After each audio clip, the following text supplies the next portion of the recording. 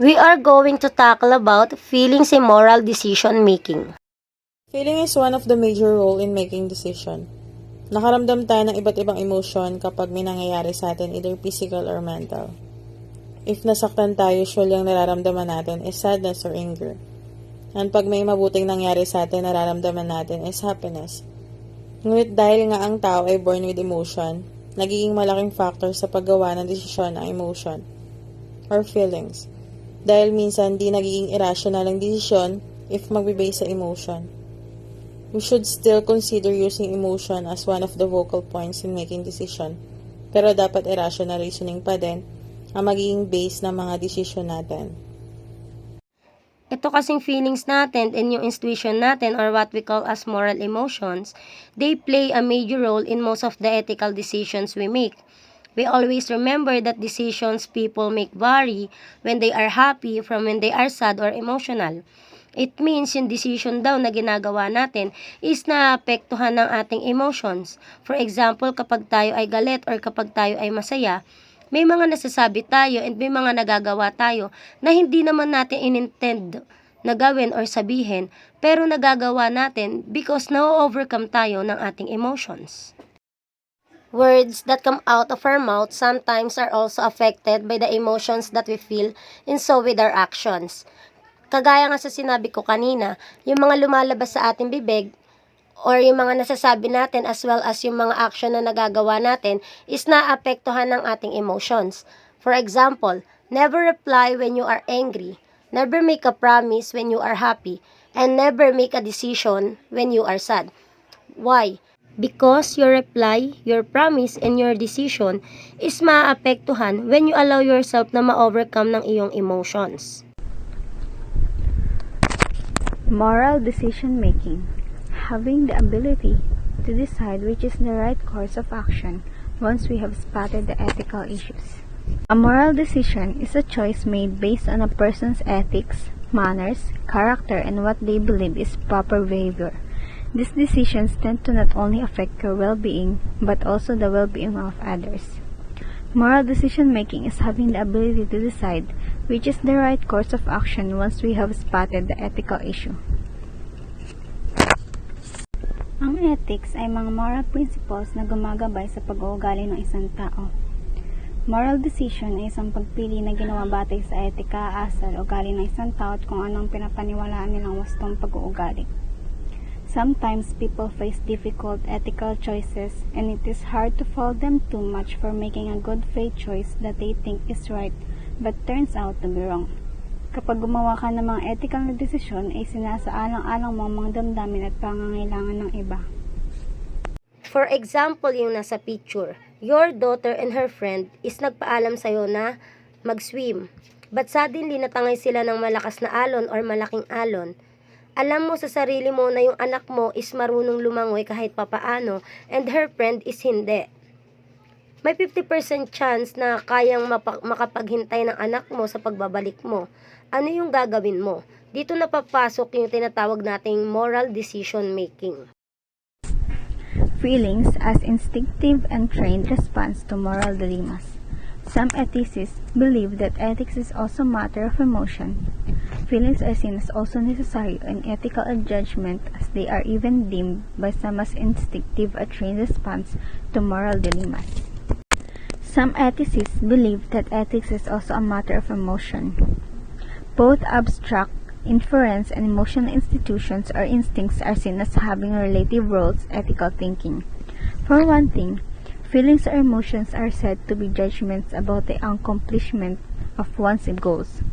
Emotions, it is thus concluded, can be rational being based at least sometimes on good judgments about how well a circumstance or agent accomplishes appropriate objectives. Feelings are also visceral or instinctual by providing motivations to act morally. Many times, ethical judgments are highly emotional as people emotionally express their strong approval or disapproval of different acts. According to Skeller, values are the objects of intentional forms of feelings, and values are regarded by him as some objective, ideal properties. Inner directing negative emotions. katulad ng guilt, embarrassment, and shame, ay kadalasan nag-uudyok sa mga tao na kumilos ng may ethics. Anxiety and empathy ay kadalasang nagiging dahilan upang hindi tayo handang magsakripisyo ng isa para iligtas ang marami. Disgust and anger ay ginagawa tayong mas malupit, kadalasang mahantong pa sa masamang ang gawain. Moral dilemmas. Kapag sinabi natin moral dilemmas, ito yung pagpili or kailangan nating mamili between the two good things. Ito yung situation na napakahirap pagdesisyonan. Bakit? Kasi kailangan nating pag-isipang mabuti kung ano ba yung pinakamabuting dapat nating gawin between the two good things. For example is yung nasa picture. May mga batang namamalimos. Dalawa yung kailangan nating gawin dito. It's either tulungan natin sila or hindi natin sila tutulungan. Kapag tinulungan natin sila, is nakakatulong tayo na magkaroon sila ng pagkain or magkaroon ng laman yung tiyan nila. Pero nadi-discourage natin sila na wag na mag-aral, na hanggang dyan na lang sila hanggang paglaki nila. And kapag hindi naman natin sila tinulungan, hindi sila magkakaroon ng pagkain or hindi magkakalaman ng yung tiyan nila. Pero nadidisiplin natin sila and naihikayat natin sila na mag-aral sila para magkaroon sila ng magandang kinabukasan. As well as sa kabilang picture, nanay na namamalimos, napakalakas pa ng katawan. Kapag tinulungan natin siya, nakakatulong tayo na makapag-provide siya ng pagkain sa kanyang pamilya. Pero nakukonsinti natin siya na wag na maghanap ng trabaho. Kasi kahit alam naman natin na walang pinag-aralan, may mga opportunity pa rin at may mga trabaho pa rin na pwede naman nilang trabahuhin. And kapag di naman natin sila tinulungan, is hindi natin sila natutulungan na mag-provide ng pagkain sa kanilang pamilya. Pero nahihikayat natin sila na magpursige sa buhay para sa kanilang pamilya. Why feelings becomes an obstacle to making the right decision? Ethical subjectivism is when you're evaluating something without any moral objective property. For example, may nag-aaway, then both parties have different opinion pero gina-justify nila na mali yung other side, then tama sila. Both side feel nila superior yung opinion nila. Gumagamit sila ng ethical subjectivism kasi nagbe-base lang sila sa kung anong gusto nilang paniwalaan without solid evidence or reason. O kaya, another example, pag ang magnanakaw ay nahuli at sinabi niya ang rason niya, ay gusto niya lang may mapakain sa anak niya at pinakawalan mo siya, gumagamit ka ng ethical subjectivism sa paggawa ng desisyon. Sa situation na yon, kasi alam natin na any reason na sabihin ng tao ang pagnanakaw ay mali and hindi dapat gina-justify. Ethical subjectivism, LGBT or court. On this view, there is no such thing as objective right or wrong. It is a fact that some people are homosexual and some are heterosexual, but it is not a fact that one is good and the other bad. For example, someone that claims that whatever their king wants to happen is the morally right thing for everyone to do would be an ethical subjectivist. Right and wrong are based on mental states, but they would not be a moral relativist. Right and wrong are the same for everyone. Iba pang example is yung halimbawa sa homosexuality nga. May isang individual na sumigaw na homosexuality is wrong. Kaya niya pala nasabi yon or kaya niya pala nasigaw yon dahil sa nararamdaman niya, dahil sa galit niya, dahil may pas pala siya na minolestya siya ng isang homosexual. Other example is yung sa korte.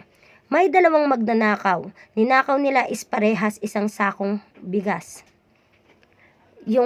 Pero yung isa is kamag-anak ng judge. Yung decision ng judge is ikulong yung isa and yung kamag-anak niya is hindi. Ganun nagiging obstacle yung feelings or nararamdaman natin sa pag-make natin ng right decision. Iba pang example is yung pambubuli. Para sa mga nambubuli, okay lang na mambuli. Masaya sila sa pambubuli.